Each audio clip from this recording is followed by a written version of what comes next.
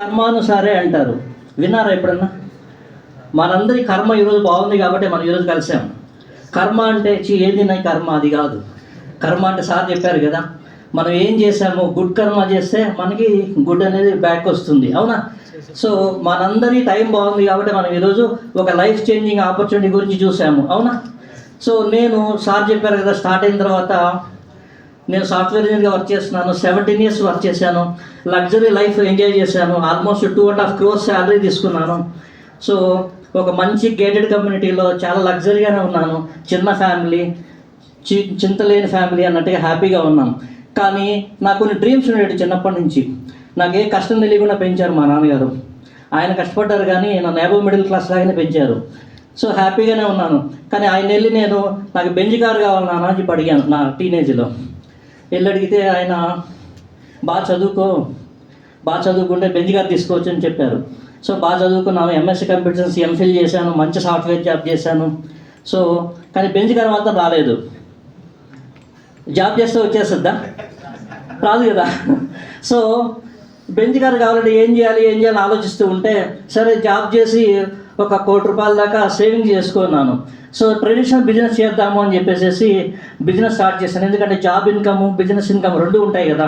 So అప్పుడు హ్యాపీగా ఇంకొంచెం ఎక్స్ట్రా ఇన్కమ్ ఎర్న్ చేయొచ్చు, ఆ ఎక్స్ట్రా ఇన్కమ్తో కారు కొనుక్కోవచ్చు అని చెప్పి అనుకున్నాను.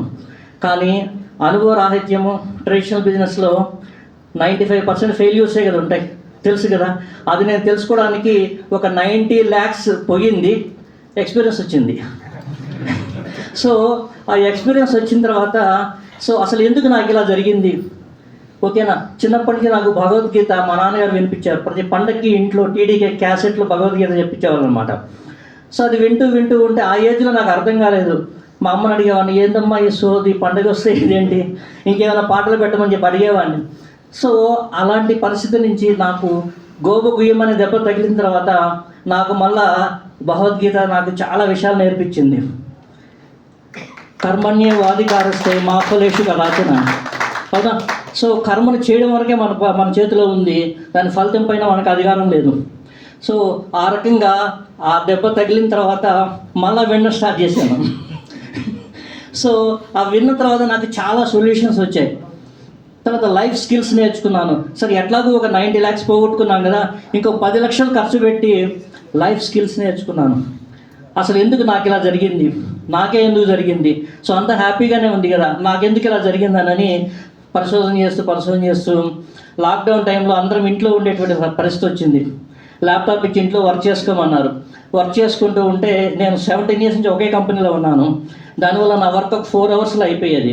మిగిలిన 4 hours 5 hours ఏం చేయాలి, ఇంట్లోనే ఉంటున్నాం, చేతిలో నెట్ ఉంది. సో ఇంకేం చేద్దాం, ఆల్రెడీ కొంత పోగొట్టుకున్నాం కదా, సో దాన్ని రికవర్ చేసుకోవాలి అంటే అప్పుడు నాకు డైరెక్ట్ సెల్లింగ్ మార్కెటింగ్ అనేది ఒక సొల్యూషన్ దొరికింది. సో నేను సెర్చ్ చేస్తూ ఉంటే సేమ్ నాలాగే సార్ కూడా, వీరకుమార్ సార్ కూడా తను ఉన్నటువంటి కంపెనీల నుంచి బయటికి రావాలనే ఆలోచన వచ్చింది. సో అప్పుడు నేను సార్తో చెప్పడము, ఇద్దరి డెస్టినీ ఒకటే అయ్యింది. ఇద్దరం ఒకటే దాని గురించి సెర్చ్ చేస్తున్నాము. దాదాపుగా 464 కంపెనీస్ లిస్ట్ తీసుకున్నాము. సార్ నాకు Indian direct selling association membership ఉన్నటువంటి కంపెనీస్ నాకు లిస్ట్ పంపించారు. పంపించిన తర్వాత వేట మొదలైంది. సో దాదాపుగా చాలా కంపెనీలు రీసెర్చ్ చేసిన తర్వాత సనెడ్జ్ అనేది ఏదో బై ఛాన్స్ తీసుకోలేదు, బై చాయిస్ తీసుకున్నాం. అర్థమైందా? సో ఏదో నెలకు ఒక 10,000 20,000 సంపాదించిన సనెడ్జ్లోకి రాలేదు. కనీసం 1 కోటి రూపాయలు నెలకు తీసుకోవాలనేటువంటి ఒక ఎయిమ్తో వచ్చాను. జీవితంలో మొత్తం 1 కోటి రూపాయలు లాస్ అయ్యాను. నెలకు 1 కోటి రూపాయలు సంపాదించేది. గూగుల్లో సెర్చ్ చేస్తే who is earning more than 1 crore in direct selling అని కొడితే గూగుల్లో నా పేరు రావాలనేది నా కోరిక. చిన్న కోరికైనా. సో దానికి నేను ఎంచుకున్నది ఏంటంటే, ఒక 100 మందికి 1 lakh ఇప్పిస్తే నా మెంటర్షిప్ ద్వారా ఆటోమేటిక్గా వచ్చేస్తుంది. అవునా? సో ఇక్కడ మనకి కావాలంటే దేవుడు కొంచెం లేట్గా ఇస్తాడేమో, మన వాళ్ళ కోసం కావాలంటే స్పీడ్గా ఇచ్చేస్తాడు. అవునా? సో ఇక్కడ మనం ఏం చేస్తున్నాము, ఫలితాన్ని గురించి ఆశించకుండా ఎక్కువ మంది జీవితాలకు ఒక వాల్యూ యాడ్ ఇవ్వాలి అనేటువంటిది కోరిక. అవునా? ఇక్కడ ఏం చేస్తున్నాం, మనము హెల్త్ ఇస్తున్నాం, హ్యాపీనెస్ ఇస్తున్నాం, వెల్త్ ఇస్తున్నాం. దీంతోపాటు నేను ఇంకొకటి ఫైండ్ అవుట్ చేశాను, ఇంకొకటి కూడా నాకు దొరికింది ఏంటంటే బ్లెస్సింగ్స్. ఎందుకంటే ఒక 100 మంది మన గురించి మంచిగా అనుకున్నారనుకోండి, పాజిటివ్ వైబ్రేషన్ వస్తుంది, మన ఆరా పెరుగుతుంది, దానివల్ల మనకు అంత మంచి జరుగుతుంది. అవునా? సో మనం మంచి కోరుకుంటే మంచి జరుగుతుంది, యద్భావం తత్పవతి. అవునా?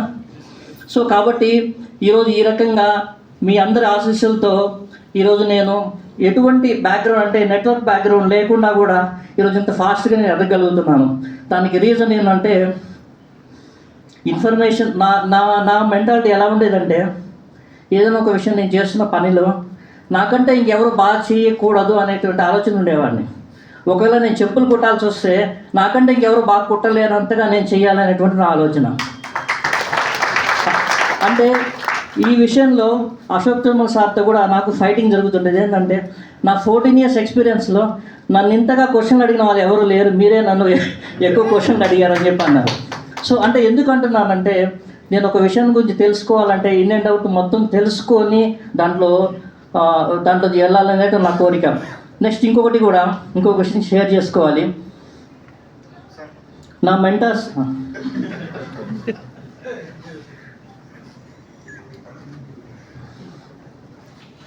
మెంటర్స్ నాకు ఎలా దొరికారనంటే, ఎంతటి వీరుడైన అర్జునుడు మహావీరుడే కదా, ఖచ్చితంగా శ్రీకృష్ణుడు అవసరమైందా కాలేదా?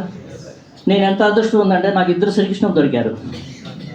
ఒకటి వీరానాయుడు సార్ రూపంలో, ఇంకోటి అశోక్ తిరుమల గారి రూపంలో. ఫస్ట్ 4 months కంప్లీట్గా నేను అశోక్ తిరుమల గారితో పనిచేశాను. అంటే నేను జాబ్ చేస్తూ ప్యారల్గా చేస్తూ ఉన్నాను. సారేమో నన్ను మీరు స్టార్ట్ చేయండి, నేను వస్తానని చెప్పారు. మధ్యలో డౌట్ వచ్చింది, మరి నేను వస్తారా నేను చూస్తాను. సో అర్థమైందా?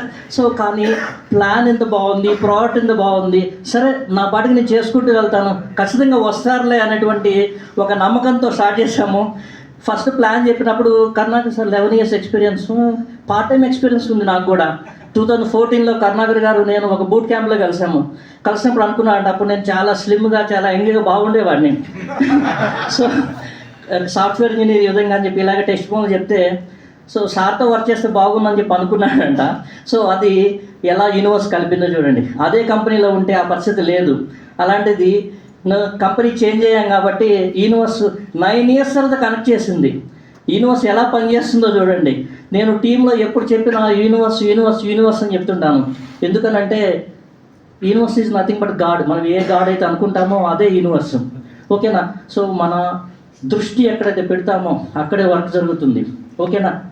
యతో మనః తతో భావ, యతో భావ తతో దృష్టి, యతో దృష్టి యతో తతో యత్న, యతో యత్న తతో ఫల్. అర్థమైందా?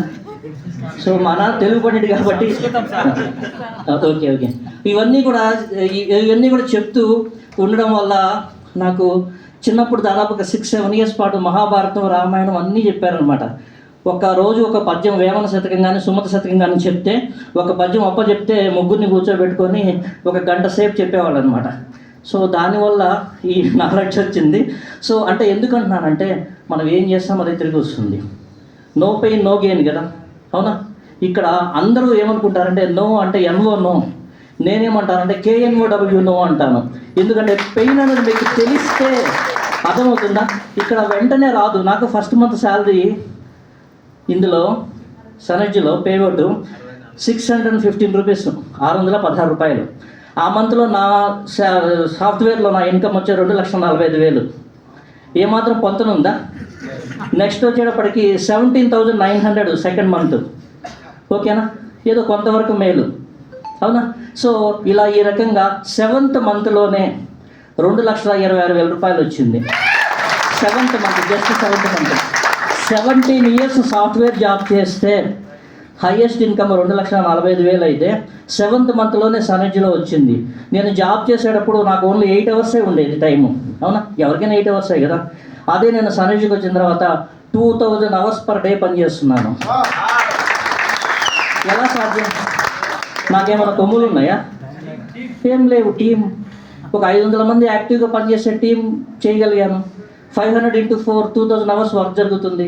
సో ఈరోజు నేను ప్యాసివ్ ఇన్కమ్ కూడా కాదు, లివరేజ్ ఇన్కమ్ తీసుకుంటున్నాను. లివరేజ్ ఇన్కమ్ అంటే అశోక్ తిరుమల గారు తీసుకుంటున్నారు కదా. లాస్ట్ ఇయర్ ఎప్పుడో April 10th వచ్చారు, ఈరోజు వచ్చారు. దాన్ని ప్యాసివ్ ఇన్కమ్ అని కూడా అన్నారు. Next level. అంటే ఎందుకు అంటున్నానంటే లివరేజ్ ఇన్కమ్ అంటే ఏంటంటే, జాబ్ చేస్తున్నప్పుడు 22 days వర్క్ చేస్తే నాకు అంత ఇన్కమ్ వచ్చింది. ఈరోజు కేవలం 8 days వర్క్ చేస్తేనే, రోజు అందరూ జూమ్కి వస్తున్నారు, రోజు అందరిని లేపుతాను నిద్ర 5:45 కల్లా నిద్ర లేపుతున్నాను కదా. సో అంటే నేను ఇంట్లోనే ఉండి వర్క్ చేస్తున్నాను, 8 days బయట పని చేస్తున్నాను, కానీ సేమ్ ఇన్కమ్ తీసుకోగలుగుతున్నాను. అర్థమవుతుందా? 22 days వర్క్ చేస్తే అంత ఇన్కమ్ వస్తుందో, 8 days వర్క్ చేస్తే అంత ఇన్కమ్ వస్తుంది. అదే 22 days పని చేస్తే దీనికి 3 times వస్తుంది. అవునా? సో నా బలమైన కోరిక ఏంటంటే, అందరూ కూడా ఇంకొకటి కూడా, నేను జాబ్లో ఫారెన్కి వెళ్ళొచ్చాను, కానీ ఎంజాయ్ చేయడానికి ఎప్పుడు పంపించలేదు, పని చేయడానికి పంపించారు. సో కానీ ఫస్ట్ టైము దుబాయ్కి వెళ్ళేసి వచ్చాను, ఇంటర్నేషనల్ ట్రిప్.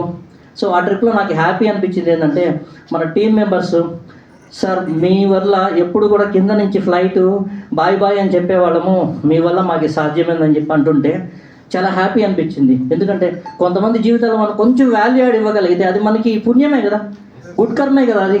సో అంటే ఎందుకంటున్నానంటే, మనం ఇక్కడ చేసేది మంచి పని. నన్ను ఎంతోమంది మా మేనేజర్ అయితే పిలిచి పాగల్ హే క్యా అని చెప్పి అడిగాడు. సబ్బులు అమ్ముకుంటున్నాను, పేస్ట్లు అమ్ముకుంటున్నాను అంటున్నావు, ఏంటి పిచ్చోడు అని చెప్పి అడిగారు. నేను మన సార్ వాళ్ళు ఒక సాంగ్ పాడుతుంటారు పూణే వెళ్తే, పాగల్ నహీ హై భయ్యా హమారా దిమాగ్ ఖరాబ్ హై. సో అంటే ఆ పాటని లోపల పాడుకున్నాను, బయట పాడలేం కదా, అక్కడ చాలా డిగ్నిటీగా ఉండాలి.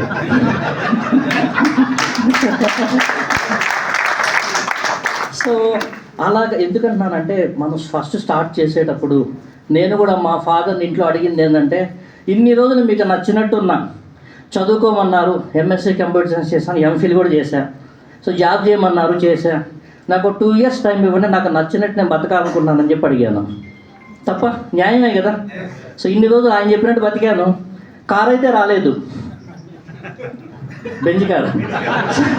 సో నేనేం అడిగా అంటే, రిక్వెస్ట్ చేసుకొని కూర్చొని నన్ను ఒక 2 years నాకు టైం ఇవ్వండి అని చెప్పి 7th monthలో నా ఇన్కమ్ తీసుకోగలిగాను. అవునా? సో జనవరిలో కారు టాటా నెక్సాన్ విత్ డ్రైవర్తో తీసుకుంటున్నాను. ఎందుకంటే నా కోరిక అది, డ్రైవర్తో కార్ తీసుకోవాలనేది నా కోరిక. సో ఇక్కడ 1 కోటి రూపాయలు తీసుకొని, సార్ ఏమి 1 కోటి రూపాయలు ఏం తింటారు, 1 లక్ష అయితే సరిపోద్ది కదా ఎవరికైనా. అవునా? సో సారు దాదాపుగా 15 మంది ఎంప్లాయీస్కి పేమెంట్ ఇస్తున్నారు, శాలరీ ఇస్తున్నారు. నేను కూడా ఆల్రెడీ నాకు వచ్చే 2 లక్షల్లో 3 ఎంప్లాయీస్కి పేమెంట్ ఇస్తున్నాను. ఎంప్లాయ్మెంట్ ఇచ్చినట్టే కదా మనం. Almost last year 1,16,000 income tax pay చేశాను. దేశానికి ఉపయోగపడుతున్నామా లేదా? 1%లకు వచ్చేసామా లేదా? సరేనా చూపించారు కదా. 1 lakh పైన ఇన్కమ్ ట్యాక్స్ కట్టేవాళ్ళు ఎంతమంది ఉన్నారు ఇండియాలో? 5% చూపించారా లేదా? సో అంటే ఎందుకంటానంటే, మన వంతుగా దేశానికి ఏదో ఒకటి చేయాలి. సార్ చెప్తుంటారు ఇప్పుడు, మన వంతుగా ఏదో ఒకటి చేయాలని. ఈ చేయాలని మనమే బార్డర్కి వెళ్ళి ఏం యుద్ధం చేయాల్సిన అవసరం లేదు, కరెక్ట్గా ట్యాక్స్ పే చేస్తే చాలు. అవునా? సో కాబట్టి నేను మీ అందరూ కూడా రేషన్ కార్డులు పోగొట్టి అందరూ ట్యాక్స్ పే చేయాలనేది, పే చేయించాలనేది మా కోరిక.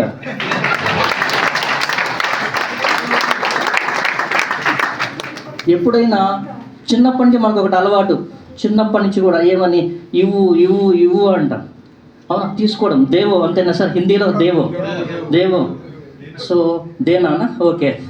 ఇవ్వడం మొదలు పెడితే ఆటోమేటిక్ వస్తుంది. ఎంతమంది ఇస్తున్నాం అర్థమవుతుందా? ఇవ్వడం మొదలు పెట్టామంటే ఆటోమేటిక్గా వస్తుంది. నేను అసలు ఎందుకు కనెక్ట్ అయ్యానంటే, సార్ ఇప్పటివరకు స్పిరిచువల్ నాలెడ్జ్ గురించి చెప్పారు కదా. నేను ఒకరోజు మరాఠీలో వింటూ నా కళ్ళలో నీళ్ళు వచ్చేసాయి. అంటే సేమ్ అంటే ఒక 5%లో నేనుంటే సార్ మిగిలిన దాన్ని ఫిల్ చేశాడు. మరాఠీలో చెప్తున్నా ఏం అర్థమైంది నాకు, తర్వాత నాకే అనిపించింది ఏం అర్థమైంది నాకు అని అంటే, ఎమోషన్కి లాంగ్వేజ్ అవసరం లేదు. అవునా? అది మాట్లాడిన తర్వాత సార్ నాతో పర్సనల్గా కొన్ని విషయాలు మాట్లాడాడు.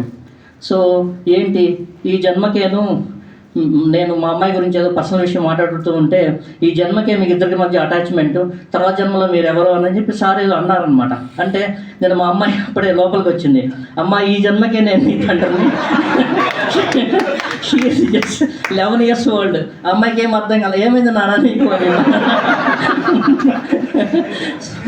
సో అంటే డిటాచ్ కావడం కూడా చాలా ఇంపార్టెంట్. ఎందుకంటే మనం ఎక్కువ అటాచ్మెంట్ పెంచుకున్నాం అనుకోండి, డిటాచ్ అయిపోతాం. సో కాబట్టి ఖచ్చితంగా ఈ బాడీ వేరే సోల్ వేరే అనే విషయాన్ని నేను అశోక్ కుమార్తో సార్ మధ్య అంటే ఆయనకి ఇంకా తెలుగు తెలుసుకున్నా నేను ఇంకా ఎక్కువ నేర్చుకునేవాడినేమో. సార్ కోసం నేను హిందీ నేర్చుకున్నాను. ఇంకొకటి నాకు సార్ గురించి వీరనారాయణ సార్ గురించి చెప్పాలి. సార్ని నేను విసిగించినంతగా ఇంకెవరు విసిగించరు. నాకు ఏదన్నా ఇన్ఫర్మేషన్ కావాలి అంటే సరే వెంటనే కాల్ చేస్తాను, ఇన్ఫర్మేషన్ ఇస్తారు. సో నేను ఎంత ఎక్స్టెండ్కి వెళ్తానంటే సార్ని కూడా కన్ఫ్యూజ్ చేసేటట్టుగా క్వశ్చన్లు వస్తుంటాయి నాకు లోపల. అర్థమైందా? కొన్నిసార్లు ఎలా ఉంటుంది అని అంటే కొన్నిసార్లు సార్ ఇచ్చే సలహాకి టీనేజ్లో ఎవరికైనా ఫాదర్ నచ్చుతాడా? నచ్చాడు. ఎందుకంటే ఇట్లుండు అట్లుండు చెప్పేసుకెళ్ళు అంటుంటాడు కదా. సో సార్ కూడా ఇలా చేయొద్దు అలా చేయొద్దు ఇలా చేయొద్దు అంటుంటే ఖచ్చితంగా నచ్చాడు. అవునా? సో కొన్ని దెబ్బలు తగిలితే కానీ మనం దాన్ని పాటించాం. అవునా కదా? సో అలా చాలా విషయాలు అంటే ఏమవుతుందంటే ఇక్కడ మనకి ఒక ఈగో ఉంటుంది. అవునా? సో నేను సార్ ముందే చెప్తున్నాను, ఎక్కువ చదువుకున్నానన్న ఈగో ఉంటుంది కంపల్సరీ. అర్థమైందా? సో ఇవన్నీ పక్కన పెట్టి మనం జీరో అని స్టార్ట్ చేసామంటే హీరో అవుతాం.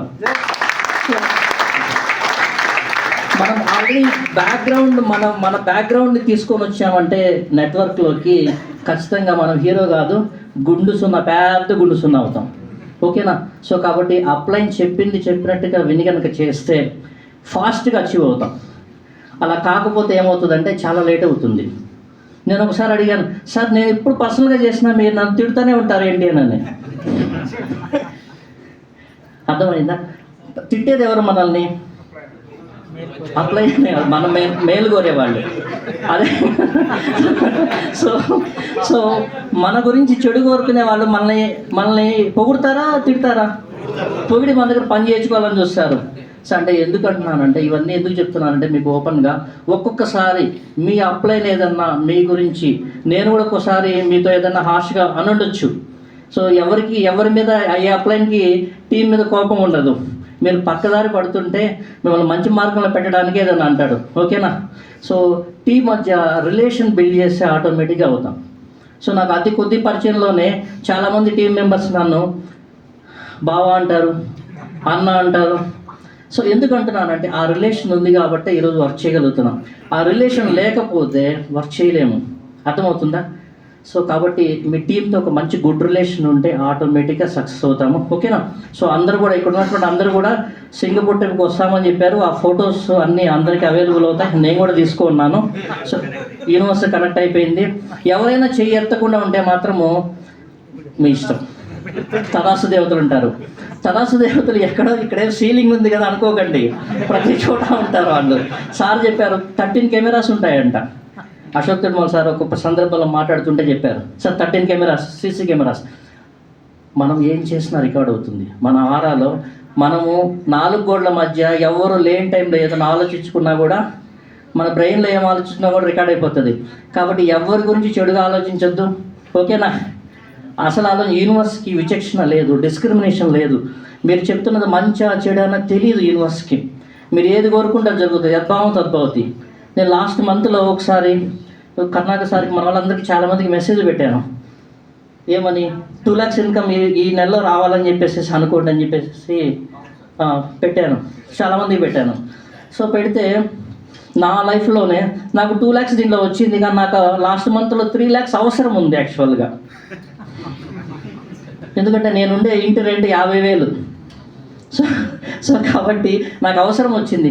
నేనేమనుకున్నానంటే యూనివర్స్ నేనేం కనెక్ట్ చేశానంటే నాకు 3 lakhs కావాలని చెప్పి రాసుకున్నాను. ఇంకొకటి ఎవరో ఫ్రెండ్ వేరే ఇవ్వాల్సి ఉంటే ఇప్పుడు 5-6 years బ్యాక్ తీసుకున్నాడు. వాడు ఇదిగో మామ అని చెప్పేసి అకౌంట్లో వేసాడు. 2 lakhs సన్నజి ద్వారా వచ్చింది. ఇంకొక 1 lakh నాకు రావాల్సింది వచ్చింది. అర్థమైందా? కరెక్ట్గా యూనివర్స్కి కనెక్ట్ చేస్తే మీరు ఏమనుకున్నా జరుగుతుంది. ఈరోజు 85% of the billionaires first generation వాళ్ళే. మీ ఫ్యామిలీలో ఫస్ట్ బిలియనియర్ అవ్వాలనుకుంటున్నారా లేదా? సో కాబట్టి ఒక 6 months ఏమీ ఆలోచించొద్దు. తిన్నామా పడుకున్నామా ఏమీ ఆలోచించొద్దు. టైంకి పడుకోకపోయినా ఏం నష్టం లేదు. ఒక 6 months పాటు నష్టం లేదు. మీరు ఎప్పుడైతే ఒక 50,000 సన్నజ్లో ఎర్న్ చేస్తారో అప్పటి వరకు మీరు డెడికేషన్తో వర్క్ చేస్తే ఆటోమేటిక్గా సక్సెస్ వస్తుంది. అలా కాకుండా ఏదో జరిగిపోతుంది అనుకున్నామంటే మీరు కూడా 95% క్లబ్లోనే ఉండిపోతారు. 95% పీపుల్ ఎలా ఉంటారంటే 5% పీపుల్ ఏదైతే చెప్తారో దాన్నే డిపెండ్ అయ్యి చేస్తుంటారు. నేను మీటింగ్లో కూడా చెప్తుంటాను, 5% పీపుల్ వల్లనే వరల్డ్ రన్ అవుతుంది. ట్యాక్స్ కట్టేది వీళ్ళే, మిగిలిన వాళ్ళంతా ఎప్పుడెప్పుడు గవర్నమెంట్ పథకాలు ఇస్తుందని చూస్తుంటారు. మనం ఈ పొజిషన్లో ఉండాలి కానీ ఈ పొజిషన్లో ఉండకూడదు, అవునా? సో కాబట్టి మీ అందరూ రేషన్ కార్డులు పోవాలని మనస్ఫూర్తిగా కోరుకుంటున్నాను. నేను ఏదైనా అనుకుంటే జరుగుతుంది. So all the best. అందరూ కూడా మీ ఫ్యామిలీలో ఫస్ట్ బిలియనర్ అవ్వాలనేటువంటి ఒక బలమైన సంకల్పంతో వర్క్ చేయండి, ఆటోమేటిక్గా అయిపోతారు. ఫస్ట్ చిన్న గోల్ పెట్టుకోండి, ఓకేనా? ఆ గోల్ రీచ్ అయిన తర్వాత మీ బ్రెయిన్లో డోపామిన్ రిలీజ్ అవుతుంది, ఆటోమేటిక్గా మీకు మీరే ఛార్జింగ్ పెట్టుకుంటారు రోజు. సో ఎవరు అంటే ఎందుకంటానంటే రోజు మనం మొబైల్కి ఛార్జింగ్ పెట్టుకుంటామా లేదా? మనకు కూడా ఛార్జింగ్ అవసరం. నాకు ఎప్పుడన్నా ఛార్జింగ్ కావాలంటే సార్కి కాల్ చేస్తాను. ఎందుకంటే ఎక్కువ ఏదో ఒక టైంలో డల్ అవుతామండి, మనం హ్యూమన్ కదా. సో ఏదో టైంలో ఏదైనా రిజెక్షన్స్ వచ్చి ఉంటాయి. నేనేమంటా అంటే ఫెయిల్ అవ్వడానికి భయపడద్దు, ఫెయిల్ అవ్వాలి, ఖచ్చితంగా సక్సెస్ అవుతాం. ఫెయిల్ అయితే సక్సెస్ అయితే ఏం జరుగుతుందో తెలుసా? మహా అంటే ప్రపంచానికి మీరు తెలుస్తారు. ఫెయిల్ అయితే ప్రపంచం ఏంటో మీకు తెలుస్తుంది. సో కాబట్టి ఫెయిల్ అవ్వడానికి భయపడొద్దు, ఫెయిల్ అయితేనే సక్సెస్ కాగలం, ఓకేనా? ఫెయిల్ కాకుండా ఎవరు సక్సెస్ కాలేరు, ఓకే? సో కాబట్టి ఫెయిల్ కావడానికి సిద్ధంగా ఉండండి, సక్సెస్ అయిపోతారు. Okay, thank you very much.